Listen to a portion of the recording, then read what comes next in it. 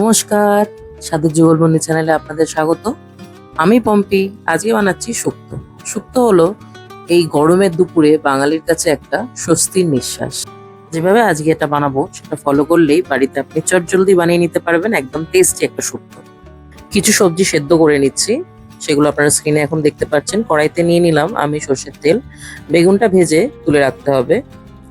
এরপরে দিয়ে দিচ্ছি উচ্ছে আর কাঁচা কলা। এই সবজিগুলো ভেজে আমরা তুলে রাখবো। তারপরে বানিয়ে নিচ্ছে একটা ভাজা মশলা। মৌরি আর রাঁধুনি ভালোভাবে গরম হয়ে যাওয়ার পর একটা পাত্রে দিয়ে একটা গুঁড়ো বানিয়ে রেখে দেবো। দিয়ে দিচ্ছি সর্ষে, পোস্ত, আদা আর গুঁড়ো নারকেল। ফোড়নে দিয়েছি 5 ফোড়ন আর তেজপাতা। সর্ষে পোস্ত দিয়ে যে পেস্টটা বানিয়ে রেখেছিলাম সেটা যোগ করে দিলাম। একটু হালকা নেড়ে ভাজা ভাজা করে নিতে হবে যাতে তেলটা বেরিয়ে আসে। দিয়ে দিলাম সেদ্ধ করা সবজিগুলো। দিয়ে দিচ্ছি ভেজে রাখা সবজি। বেগুন বাদে সব সবজি দিয়ে ভালোভাবে মশলার সাথে সবজিগুলোকে মিশিয়ে, কোনো জলের ব্যবহার হবে না। গরুর দুধ আর নারকেলের দুধ দিয়ে রান্নাটা হবে। সবজি সেদ্ধ করার পর যে জলটা ছিল সেটাও রেখে দেবেন, দরকার পড়লে সেই জলটি ব্যবহার করতে পারেন।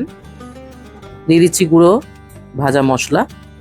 শেষে দিয়ে দিচ্ছি বেগুন। একটু ঢেকে দিয়ে সবকিছু সুসেদ্ধ করে নেব।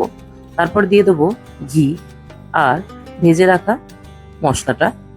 ভালোভাবে একটু নাড়িয়ে নেবার পর আমাদের এই শুক্তো পরিবেশনের জন্য একদম রেডি। তো এই রকমই দারুণ দারুণ রেসিপি পেতে আমাদের চ্যানেলটিকে ফলো করুন, সাবস্ক্রাইব করুন, কমেন্টে জানাবেন কেমন লাগলো। দেখা হচ্ছে নেক্সট রেসিপি নিয়ে।